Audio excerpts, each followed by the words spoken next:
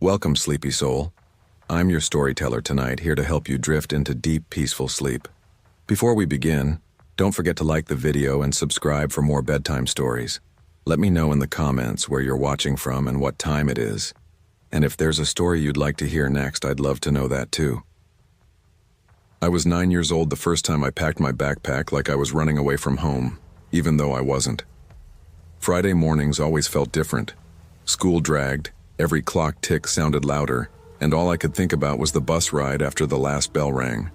I'd sling my backpack over one shoulder, heavier than it needed to be, stuffed with spare clothes, a toothbrush, my PS2 memory card, and whatever snacks I could sneak out of the kitchen without my mom noticing.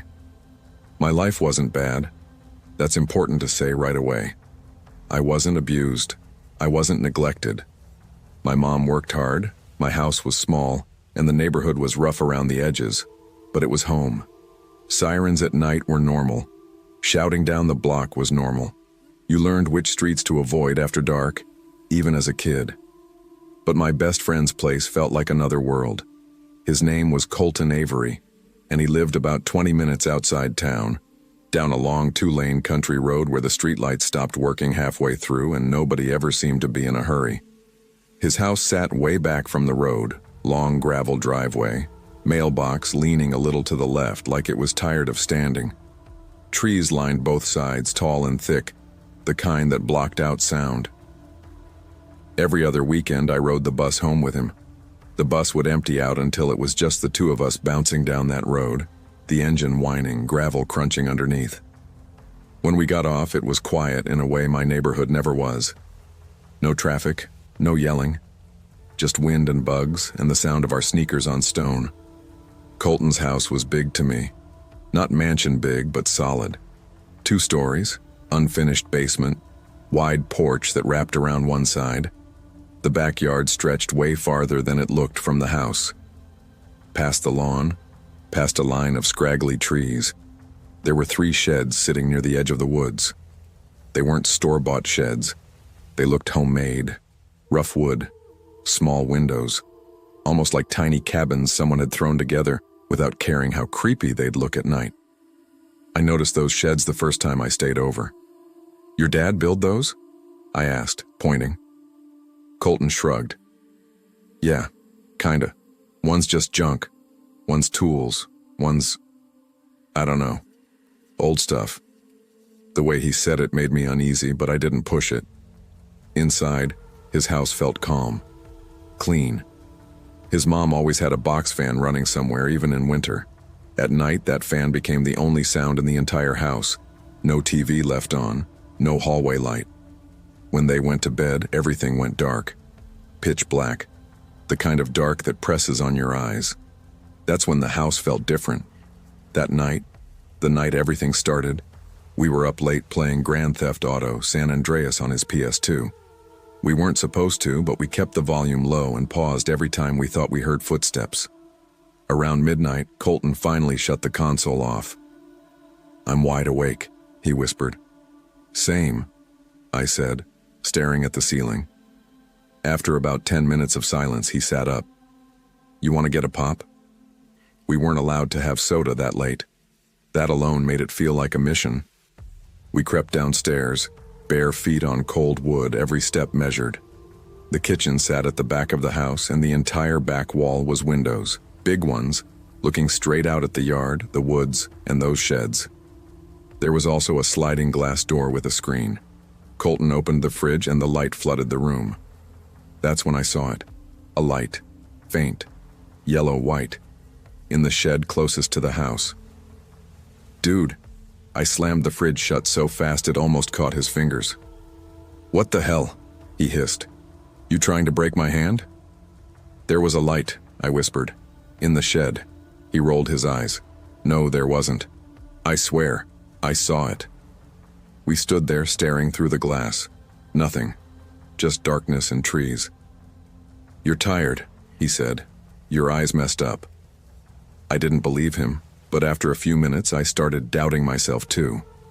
Then, about 10 minutes later, the light came back. This time it wasn't steady. It moved. It swung like a flashlight, bouncing, catching the tiny windows of the shed, flashing in quick arcs. My stomach dropped. "There," I whispered, my voice shaking. "You see it?" Colton froze. Yeah, I see it." We didn't move, didn't breathe. The light flickered around for maybe 30 seconds. Then it shut off. We ran upstairs like our lives depended on it. In his room, we sat on the floor, backs against the bed. "Maybe your dad's out there," I said, even though I knew that wasn't true. "He'd tell us," Colton said. "And he wouldn't be sneaking around." Eventually, exhaustion won. We fell asleep with the covers pulled up to our chins like that would protect us. The next weekend, I stayed over again. We didn't talk about it much during the day, but it was always there, sitting between us. When night came, we waited. Midnight passed. Nothing. 1 a.m. Nothing. Around 2, we went back to the kitchen. Still nothing. I don't know who suggested going outside. Maybe both of us. Maybe neither. It just happened. We slid the door open and stepped onto the porch. It was high off the ground, wooden planks creaking under our weight. The air smelled like damp leaves. "I don't like this," I whispered. "Just look," Colton said. Then we go back in.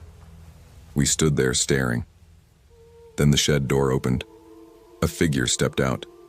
Tall, skinny, bent a little forward, hair wild, clothes hanging off him like they didn't belong. My brain screamed run, but my body locked up. The man started walking toward the house. Slow. Unsteady.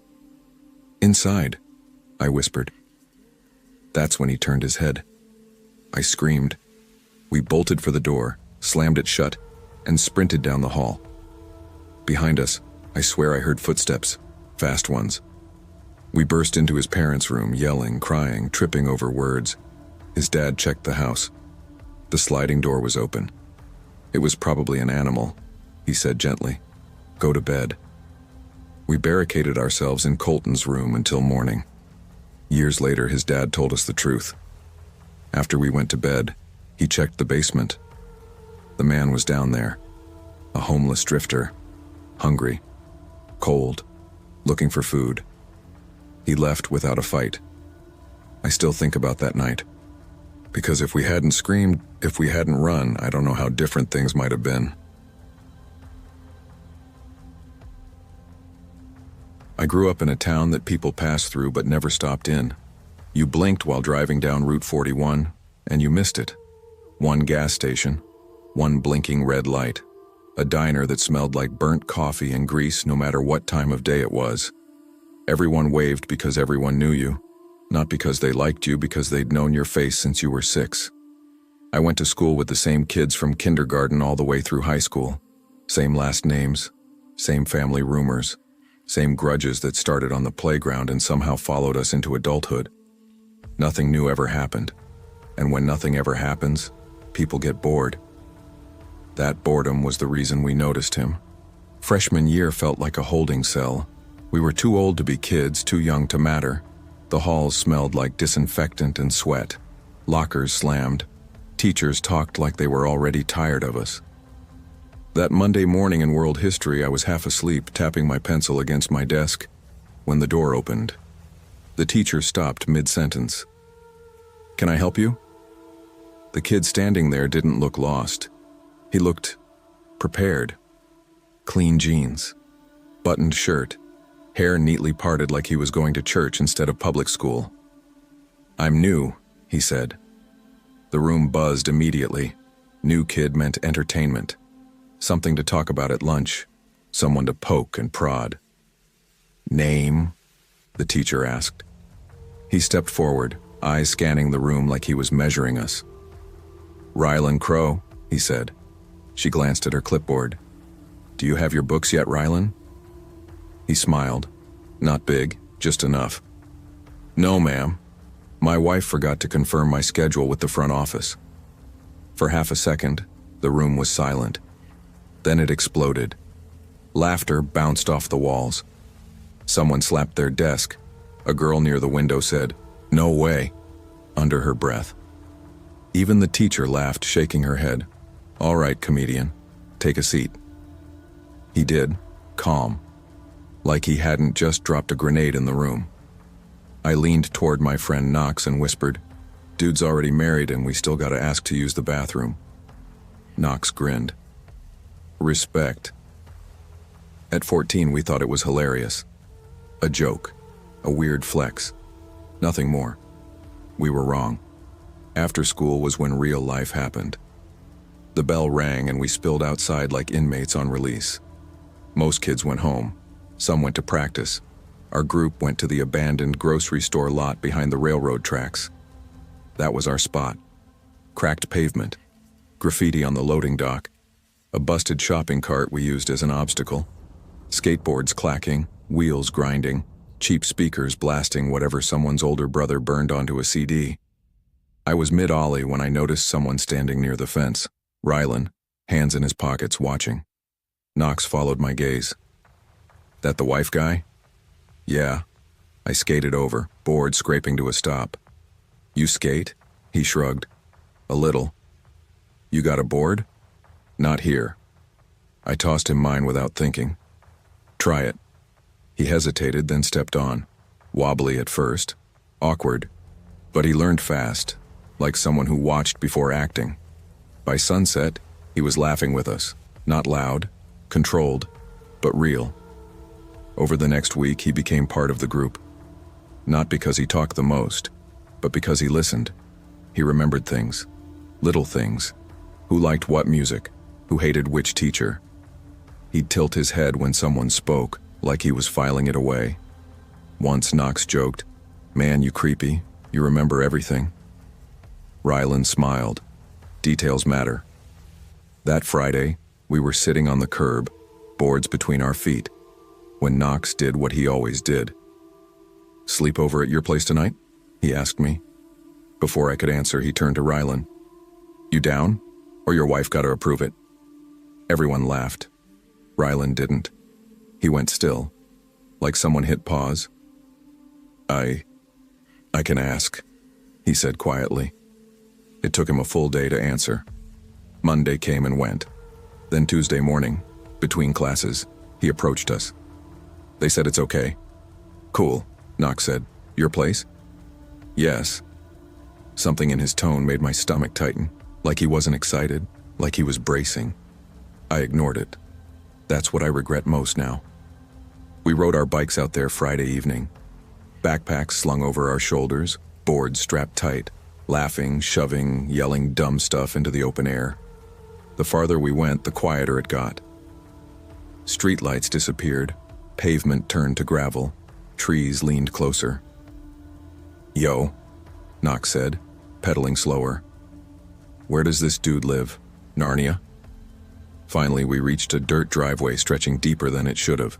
The house sat back there alone, no porch light on, no sound. Rylan's dad opened the door. Tall, broad shoulders, thick hands, didn't smile. "Shoes off," he said. Inside smelled wrong. Too clean, like bleach and metal. I noticed it right away. Every mirror was covered. Bed sheets pinned over them like the house didn't want to see itself. Knox whispered, "That's weird as hell." Then Rylan's mom appeared. She hugged us, one by one, held on just a second too long.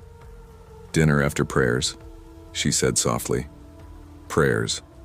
That word echoed, and that's where the night truly began. Dinner happened without conversation.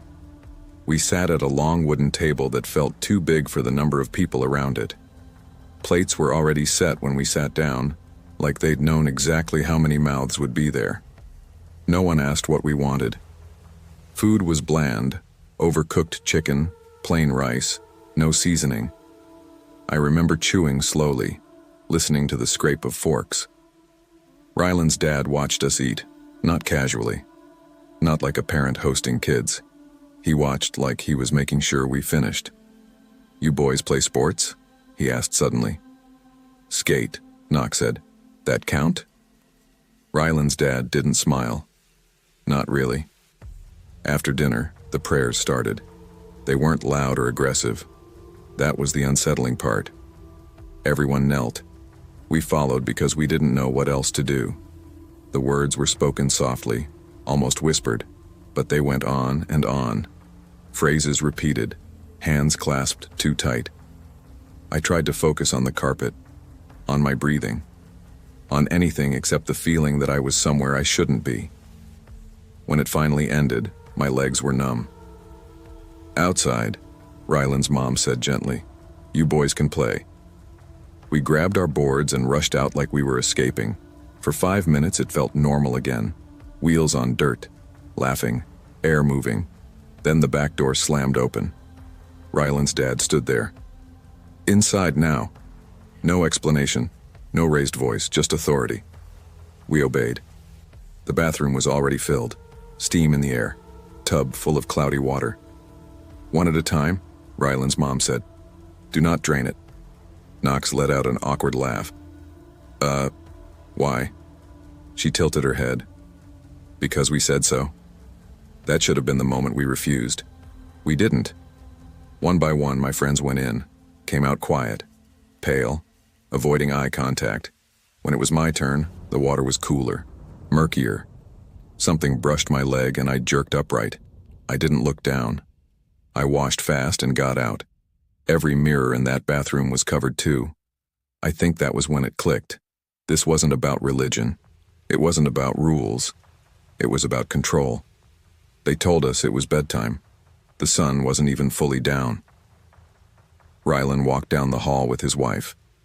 Her hand wrapped around his wrist, not his hand, like she was guiding him. The rest of us were shown to a guest room. One queen bed. "That's it?" Knox asked. "Yes," Ryland's mom said. "Sleep." The door closed. We lay there stiff, whispering. "Bro," Knox murmured, "this place is messed up." "I don't like this," I said. "At all." From somewhere down the hall we heard voices. Low, intimate, too intimate. I checked my phone. 10:47 p.m. Knox sat up. "We're leaving." No argument. We dressed quietly, grabbed our bags, and crept down the hall. The front door wasn't locked. The night air felt like freedom. We rode hard. No talking, just pedaling, hearts pounding. We didn't stop until we reached Knox's house. None of us slept.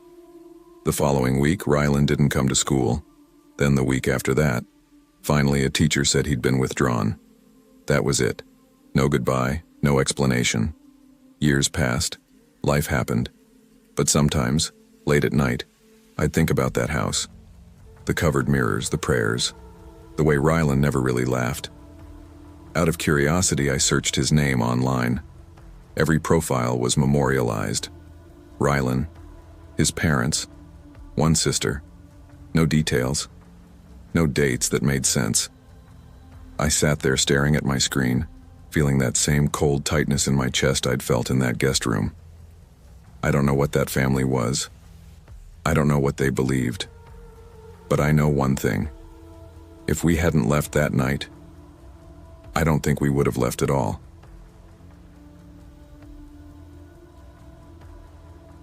I was 12 years old, and until that night I believed bad things only happened to other people.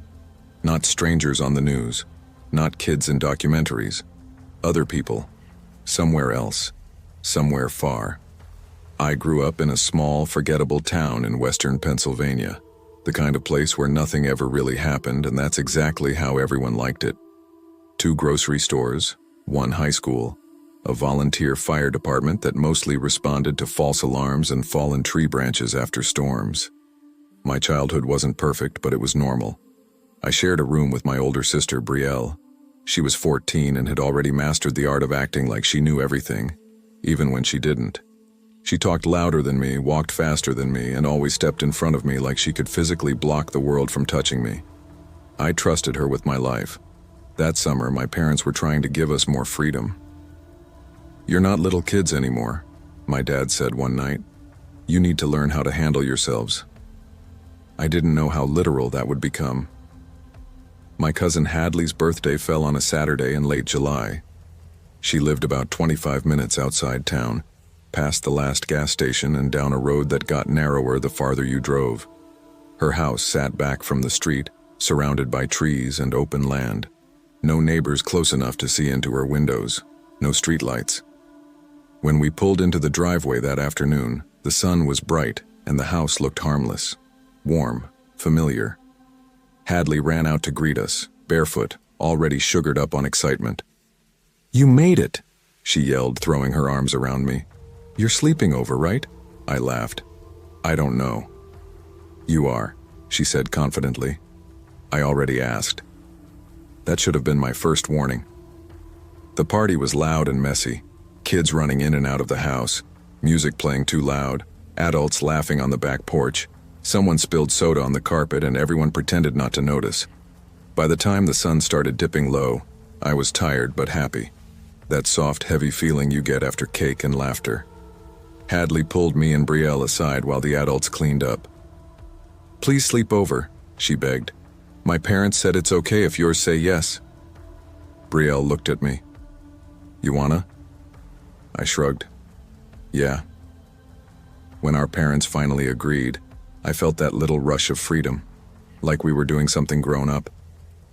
They hugged us goodbye around 7:30 p.m. "We'll pick you up tomorrow," my mom said. "Call if you need anything."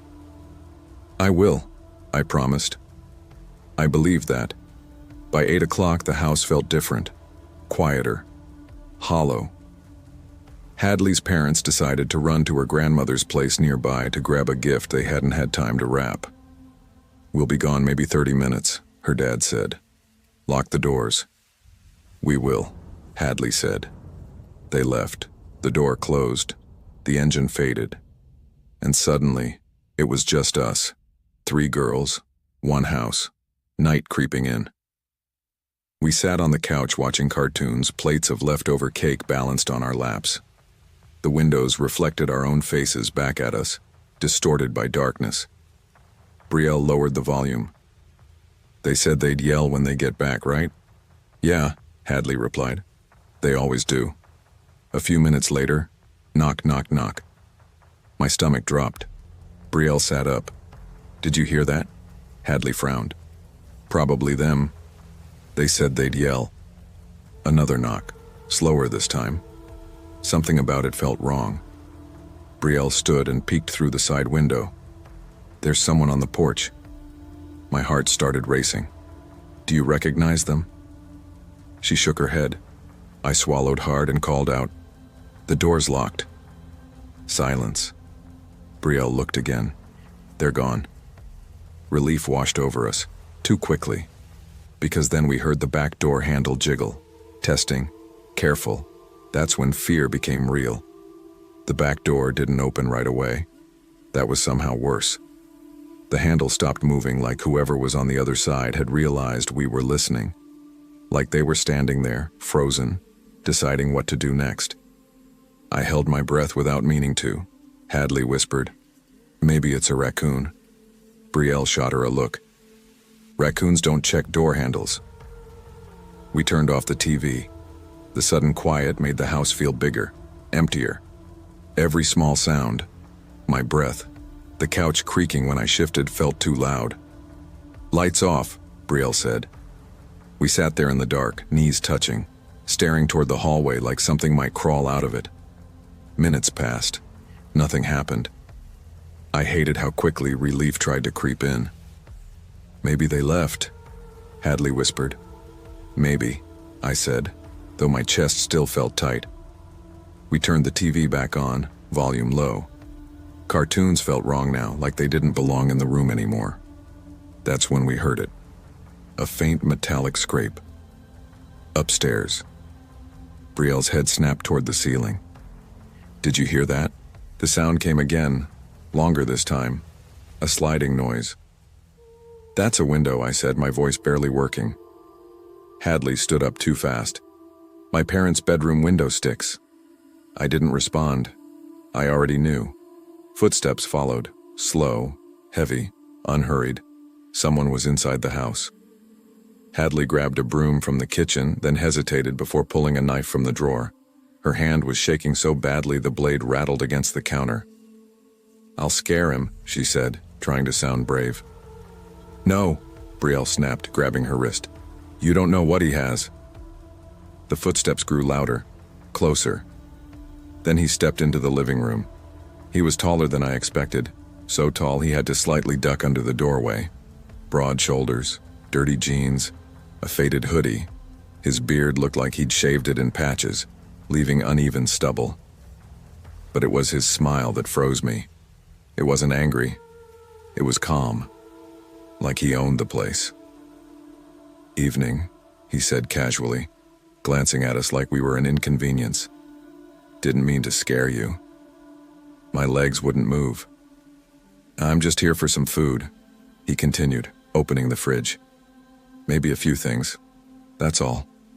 He turned his head slowly and looked directly at me. "You girls stay right there and nobody gets hurt." Something about the way he said girls made my stomach twist. Brielle stood up. "We're calling the police." He laughed, short and dry. "Sure you are." His eyes dropped to the couch, to my phone. Before I could react, he snatched it up and hurled it against the wall. It shattered, pieces clattering across the floor. I flinched. My heart pounded so hard it hurt. He turned back to the fridge, stuffing food into a worn satchel like this was just another stop in his night. Hadley swallowed hard. "You need to leave. Now." He chuckled. "You're a brave one." While he rummaged through cabinets, I leaned toward Brielle and whispered, "When I say go, run." She nodded almost imperceptibly. I waited. He bent down to dig through Hadley's backpack. "Go," I breathed. Brielle moved. She crept toward the front door, fingers shaking as she unlocked it. The hinges let out a loud, awful squeak. The man's head snapped around. His eyes widened. "Hey!" He lunged, but his foot caught on the bag he'd dropped. He stumbled, crashing into the table. Brielle bolted through the door. I ran too, but Hadley screamed. I turned just in time to see his hand grab her arm and yank her back. She dropped the broom. The knife clattered uselessly across the floor. "Let go!" she screamed, thrashing. I froze. Every horrible thought flooded my mind at once. If I move, he'll grab me too. Hadley fought harder than I ever thought she could. She swung her elbow back blindly. It hit him low. He grunted but didn't let go. She did it again. Harder. He cursed and released her. "Run!" I screamed. We ran. Out the door, down the driveway, bare feet slapping against concrete, tears blurring my vision. Brielle was at the gate crying, waiting for us. "I didn't want to go alone," she sobbed. We didn't stop. We ran to the nearest house, pounding on the door like we were trying to break it down. A woman opened it, half asleep, anger already on her face. "What is wrong with you kids?" "He's in the house," I cried. "Please, someone broke in." Her expression changed instantly. She pulled us inside and locked the door. Her husband called the police. She called Hadley's parents. The police arrived fast, too fast for him to still be there. He was gone, food missing, a few belongings taken, no sign of him. A month later, they caught him trying to break into another house. 5 years in prison. I got a new phone, but I never got back what mattered. I don't do sleepovers anymore. And when someone knocks at night, I don't move until they say my name. I always thought sleepovers were supposed to feel safe. That's what my mom used to say whenever she dropped me off somewhere with my overnight bag slung over my shoulder. "You'll be fine," she'd say. "There's adults around. You're not alone." Back then, that logic made sense. When you're surrounded by people, when there's laughter and noise and light spilling out of windows, it feels like nothing bad can reach you. Like fear needs darkness and silence to survive. I learned the hard way that fear doesn't care how many people are nearby. This happened last fall, right when the seasons were changing, but winter decided to show up early. Around here, October doesn't play fair. One day it smells like wet leaves and chimney smoke, and the next day there's snow sticking to the roads like it's always been there. It was the first snowfall of the year. Not enough to shut things down, but enough to make everyone nervous. I'd been doing food delivery for about 3 years at that point. It wasn't glamorous, but it paid the bills, and I liked driving. Night deliveries especially. Less traffic, fewer people, just the hum of the engine and the glow of streetlights. That night, orders wouldn't stop coming in. By the time the clock on my dash hit 12:47 a.m., I was exhausted. My shoulders ached, my eyes burned, and the snow had picked up enough that the roads were starting to glaze over. I told myself I'd take one last order. That was mistake number one. The pickup was a McDonald's on the edge of town. The kind that stays open late because truckers and night shift workers keep it alive. The drive-through lights buzzed softly, snow drifting sideways through the beams. The order was small. Too small to be worth the drive, honestly. But I didn't check the drop-off location before accepting. Mistake number two. As soon as I pulled out of the lot and set the GPS, my stomach tightened. The address wasn't just far, it was wrong direction far. Opposite side of where I lived. Back roads. Trees. The kind of roads people only use if they know exactly where they're going. I sighed, tapped the steering wheel and muttered, "You're an idiot." I kept driving. The plow trucks hadn't come out yet. The snow was fresh and quiet, blanketing everything in that eerie way that makes the world feel muted. My SUV handled it fine, but the deeper I went, the fewer streetlights I saw. Eventually, the main road thinned out, and the town just disappeared. No houses, no businesses, just trees and long stretches of road that felt forgotten. I checked the map again. "Yep," I said out loud, trying to steady myself. "This is it." The turnoff was easy to miss. A narrow side road with trees packed tight on both sides, their branches heavy with snow. No sidewalk, no shoulder, just blacktop cutting through forest. I slowed way down. Sliding off here would have meant no cell service, no help, and a very long night. A few minutes in, I started seeing driveways. Long ones. The kind that disappear into the woods, faint porch lights glowing somewhere far back like distant stars. When I reached the address, it looked no different from the others. Medium-sized house. Older. Wood siding. Snow piled on the roof and porch railing. No decorations. No cars visible. It felt empty. I parked out front, grabbed the bag, and stepped out into the snow. It was deeper than I expected.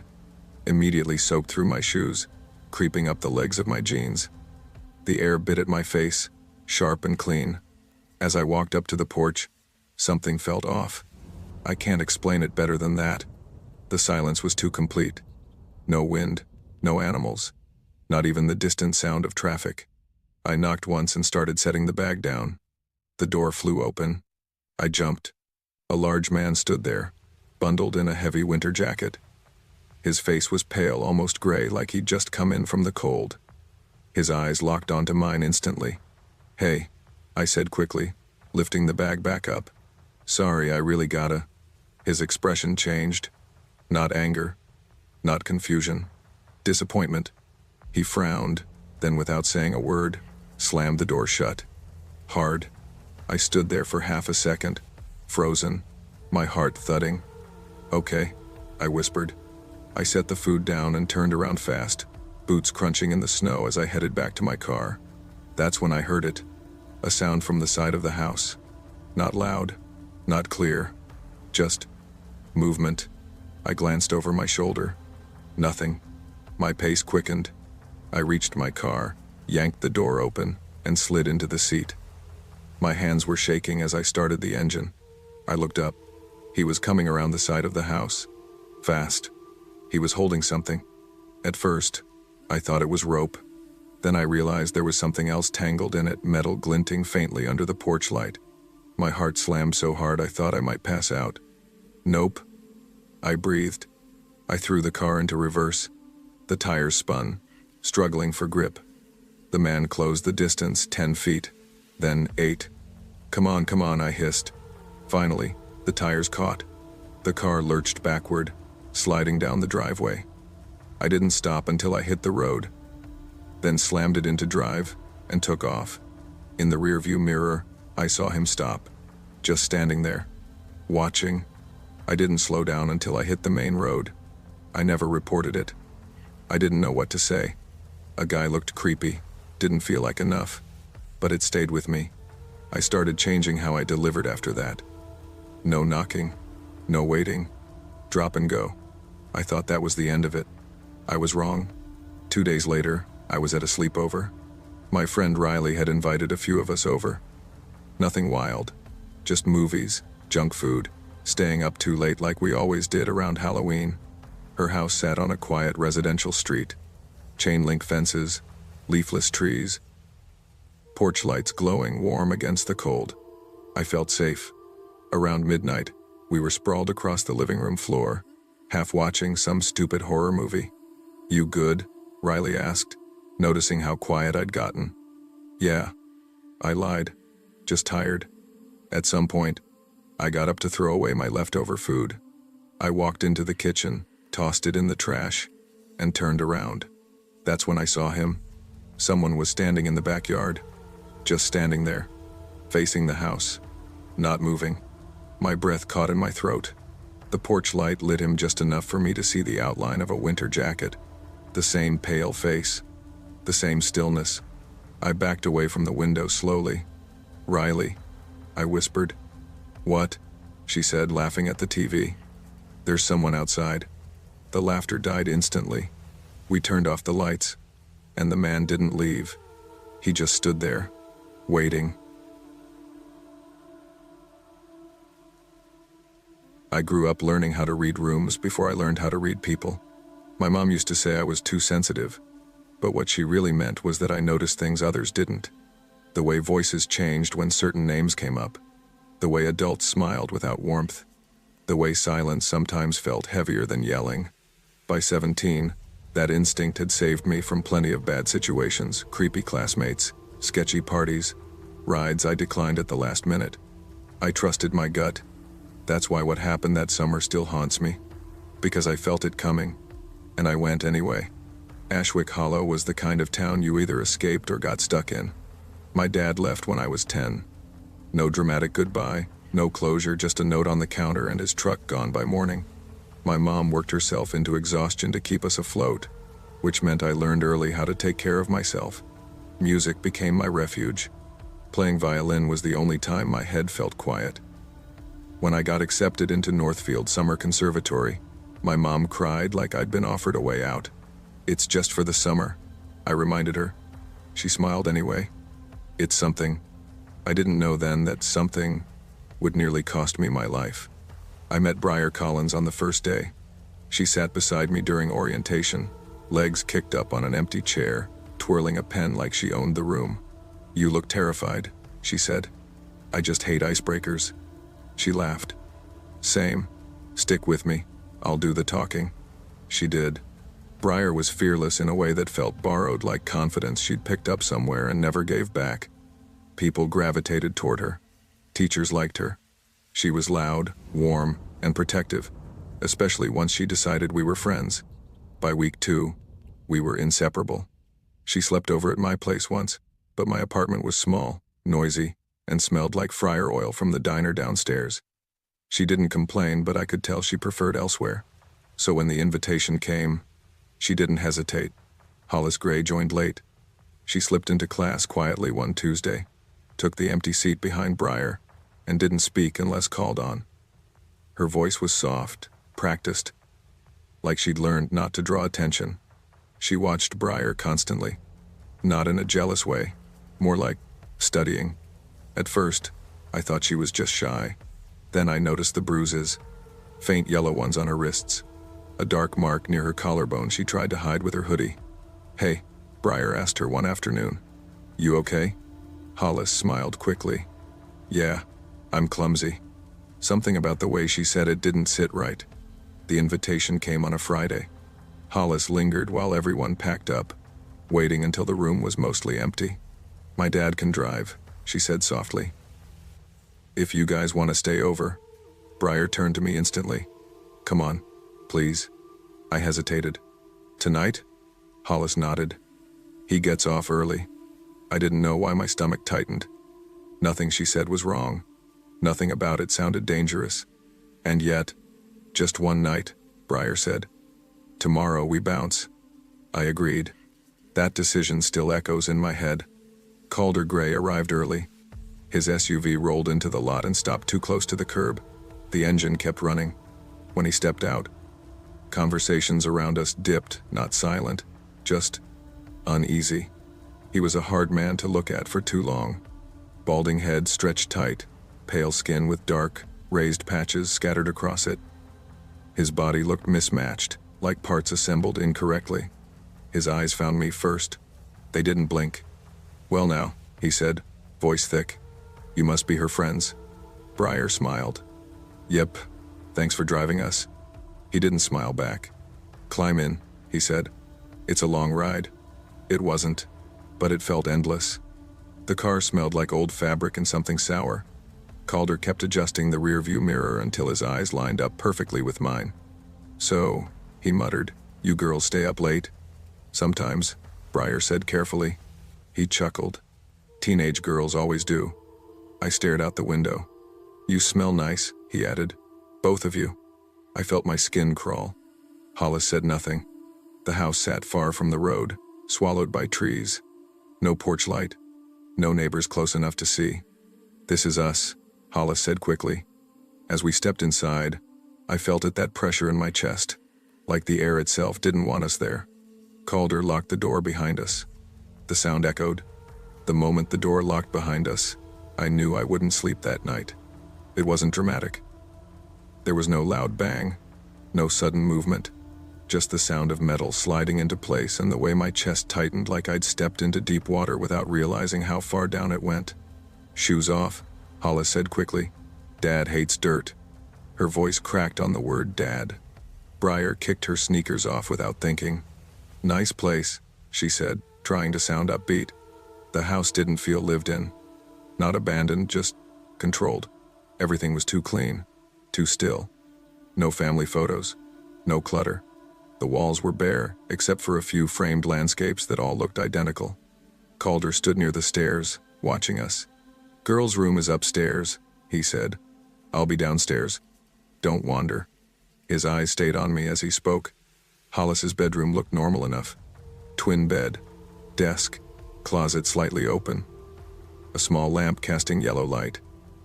If I hadn't already felt uneasy, I might have relaxed.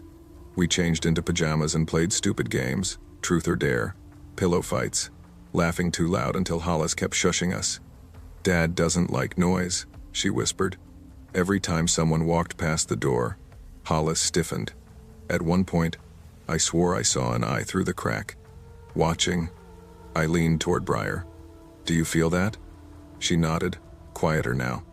"Yeah, but let's just get through the night." Hollis came back with 3 bottles. "Mintade," she said, forcing a smile. "Local stuff." The caps were already open. I frowned. "Why aren't these sealed?" Hollis didn't meet my eyes. "Dad opens them. He says it helps them breathe." Briar laughed nervously and drank hers anyway. I took one sip. It tasted metallic. "Wrong." I set it aside. Briar finished hers in seconds and wiped her mouth. "Damn, I'm tired all of a sudden." She slumped back onto the mattress. Hollis watched her like she was counting seconds. I told them I needed the bathroom. The hallway lights were off. Only the grandfather clock downstairs ticked, loud and steady. Then I heard it. Crying. Soft, broken, coming from above. The attic. My hands went cold. I took one step closer and felt breath on my neck. "Lost?" Calder's voice slid behind me. I jumped. Bathroom," I stammered. He smiled, teeth barely visible. "It's down the hall. I can walk you." "No," I said too fast. "I'm fine." He didn't move as I walked away. I locked myself in the bathroom and sat on the floor, shaking. When I returned, Briar was completely out. "Hollis?" I whispered. No answer. That's when I saw the blinking red light. Inside the closet, a hidden camera, pointed at the bed, recording. My stomach dropped. "What the hell?" I whispered. Then the crying came again, louder now. I couldn't ignore it. The attic ladder creaked as I pulled it down. Every step felt wrong. At the top, girls. 6 of them. Tied, thin, wearing white dresses. Some looked barely conscious. "Please," one whispered. Help us." Another sobbed. "Don't let him dress you." My vision blurred. Then I heard slow clapping. "Well," Calder said from the shadows, "you weren't supposed to see this yet."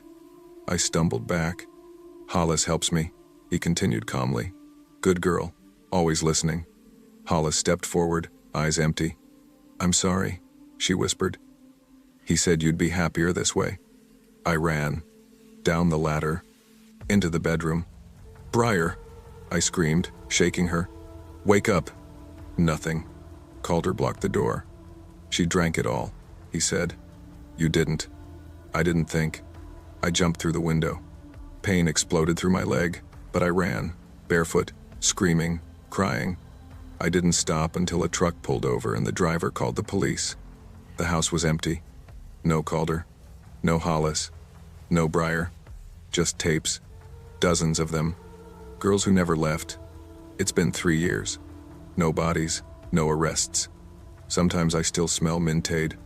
Sometimes I hear breathing behind me. I didn't leave that house alone. Something followed me out.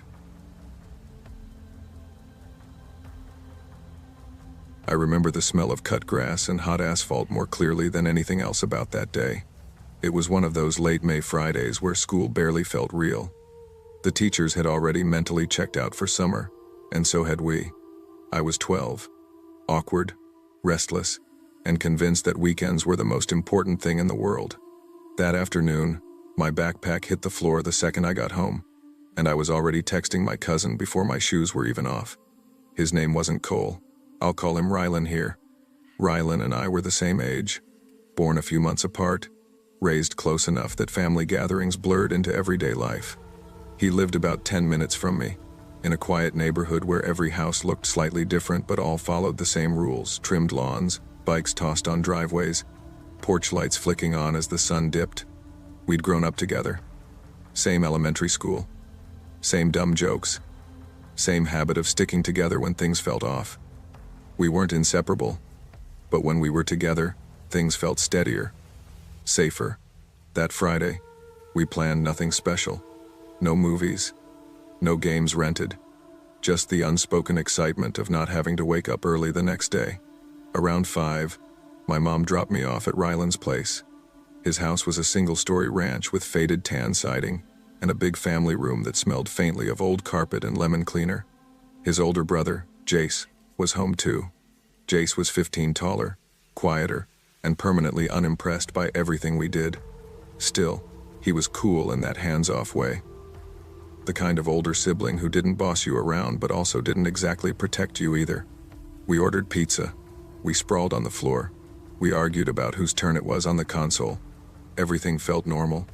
Then my mom called. I remember Rylan watching my face as I answered, probably seeing something shift before I even said a word. "It's Grandpa," my mom said. Her voice wasn't panicked, but it wasn't casual either. "He's at the hospital. Just overnight. Observation." I sat up straighter. "Is he okay?" "He will be," she said. "They just want to keep an eye on him." She explained that both sets of parents, mine and Ryland's, were heading to the hospital to be with Grandpa and Grandma. No need for us to come. No need to worry. Jace would be in charge. "You can stay the night there," she added. "Just listen to Jace. Doors locked. Don't open for anyone." I promised. Hung up. Ryland grinned like he'd just won something. A sleepover wasn't planned, but it was happening. That should have been the end of it. Just another night, another memory that faded into nothing. But there are moments in life where everything splits quietly, without you noticing until later. Where a normal day turns into a line you never quite cross back over. That knock on the door was the first crack. It was around 9, maybe a little after. The sun was gone, but the sky still held on to that dull blue glow. The TV was loud.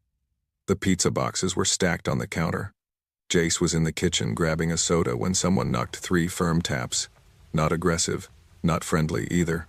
Ryland stood up first. I got it. I don't know why, but I followed him. I stayed a few steps back, close enough to see without being seen. 2 men stood on the porch. They were older, not old, but definitely adults. Late 30s, maybe early 40s. Both wore dark jackets. One had a baseball cap pulled low. The other had a thick mustache and tired eyes. "Evening," the mustached one said. "We're with the city. Got some reports about water pressure issues in this area." Rylan blinked. My parents aren't home." That was the line we'd been taught. "Don't say you're alone. Don't say when they'll be back." The men exchanged a look. "That's all right," the guy in the cap said. "Just wanted to ask if you've noticed anything." "Low pressure. Noises in the pipes." Rylan hesitated. I could see it on his face. He didn't want to mess up. "It's fine," he said finally. "I think." That's when Jace appeared beside him. "Everything's good here," Jace said calmly. "Water works fine. Parents aren't available. You can check with the neighbors." The mustached man smiled, but it didn't reach his eyes. "All right," he said slowly. "Have a good night." They walked away. The door closed. The lock clicked. We stood there for a second longer than necessary. "That was weird," I said. Jace shrugged. "Probably nothing." And we believed him. Or we pretended to. The rest of the night slipped back into normalcy. We brushed our teeth, changed into sleep clothes. Jace dragged out a sleeping bag for me so we could all crash in the same room. Rylan and Jace shared beds on opposite walls, and I took the floor between them. We talked about school, about summer plans, about nothing. Eventually, the room went quiet. I don't know how long I slept before my body woke me up. That's the thing about fear, it doesn't always announce itself.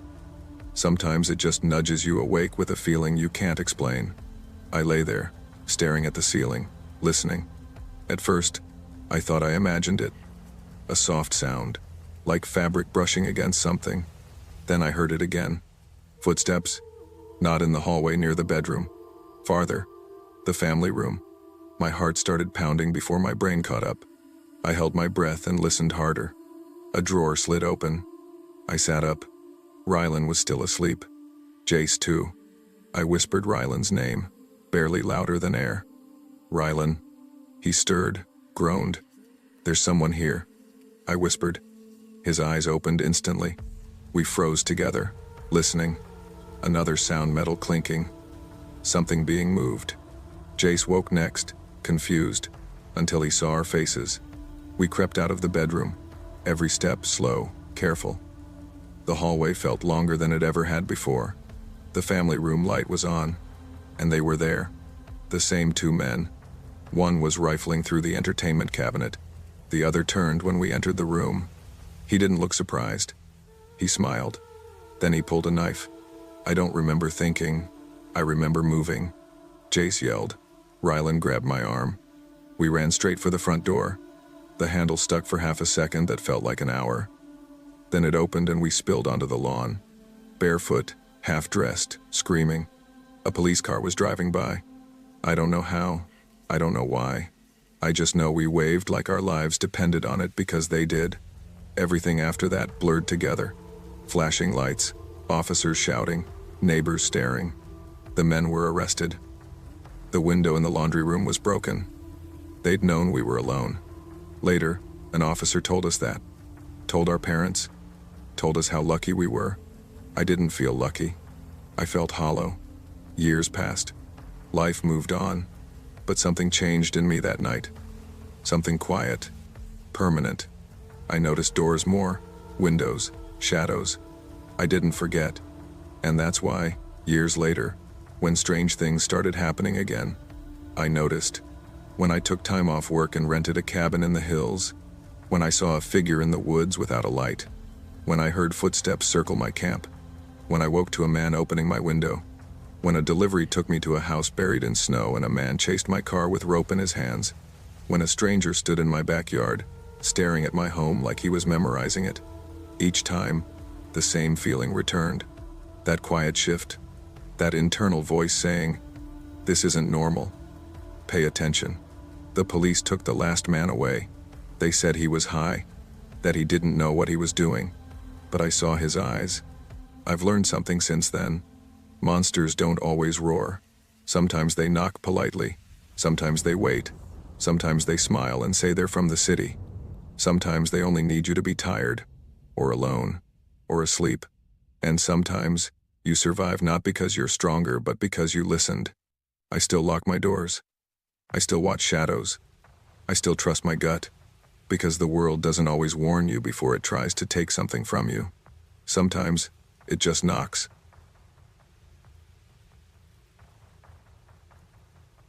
I was 14 years old when sleepovers still felt like safe places, little bubbles of freedom, where the worst thing you worried about was running out of snacks or falling asleep first. Back then, I believed that once you were inside someone else's house, surrounded by laughter and blankets and late-night TV, nothing bad could touch you. That belief didn't survive the winter I kept staying over at Brielle Knox's house. Even now, years later, I still hesitate when people ask why I don't like sleeping in unfamiliar rooms. I usually shrug it off or make a joke. I don't tell them that sometimes, when the house is quiet and the lights are low, I swear I can still hear wood creaking the wrong way, or see shadows move where nothing should be moving. This is the only time I've ever written the whole thing out. I'm not trying to convince anyone of anything. I just want to tell it the way it happened, exactly how it felt. Because that night didn't feel like a story. It felt real. I grew up in a small apartment on the edge of town.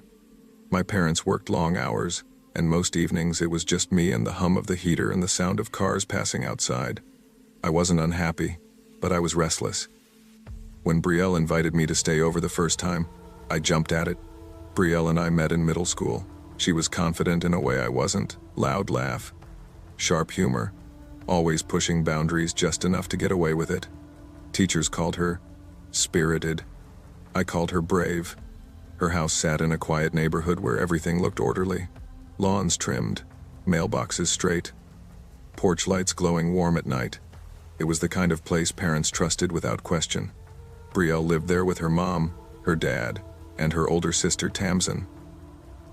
Tamsin was 3 years older and shared Brielle's bedroom, which she hated. I swear, Tamsin would say, tossing her backpack down. The second I turn 18, I'm out of here. But despite the complaining, she always walked Brielle home from the bus stop, always checked the locks before bed. She was sharp-edged but solid. Their room was upstairs at the very end of the hallway. You had to walk past the bathroom and a narrow linen closet before you reached their door. For some reason, the air always felt colder near that end of the hall, like the heat didn't reach it properly. The room itself was neat but cramped. 2 twin beds ran parallel along opposite walls. Between them stood a tall silver floor lamp with a heavy base. Instead of a shade, it had long, thin plastic branches coming out of the top, each tipped with a tiny LED light. The branches could be bent and positioned however you wanted. Built into the wall across from the beds was a cupboard and old recessed cabinet with a thick wooden door and stiff metal hinges. It didn't glide open like modern cabinets. You had to put effort into it. When it moved, it made noise. At first, it was just a room, until it wasn't. The first night I stayed over, we were sprawled on the floor eating chips and watching dumb reality TV. Everything felt normal, comfortable. Then Brielle said, casually, "Oh, by the way, weird stuff happens in here sometimes." I laughed. Like what? Rats? Tamsin didn't even look up from her phone. Ghosts, obviously. Brielle rolled her eyes. I'm serious. That made me pause. Okay, like what kind of weird? The lamp moves, she said, on its own. I glanced at it. The branches were bent in random directions, lights glowing soft white.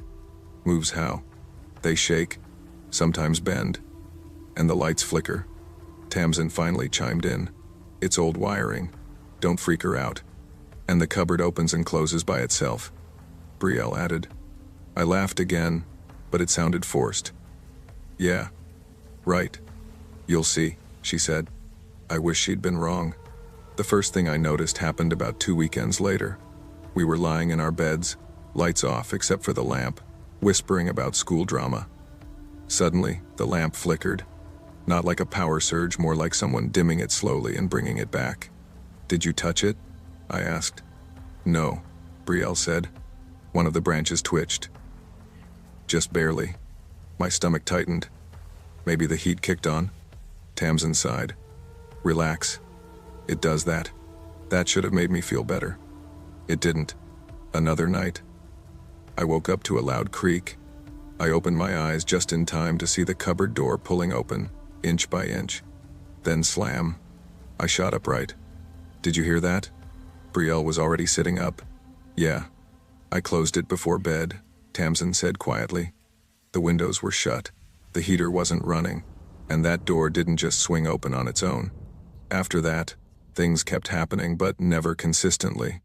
That made it worse. There was no pattern, no predictability, just enough to keep you tense. Sometimes the lamp branches would tremble like someone brushing past them. Sometimes the lights would flicker one by one. Sometimes the cupboard would open just a crack and stay that way until morning. I tried to rationalize it.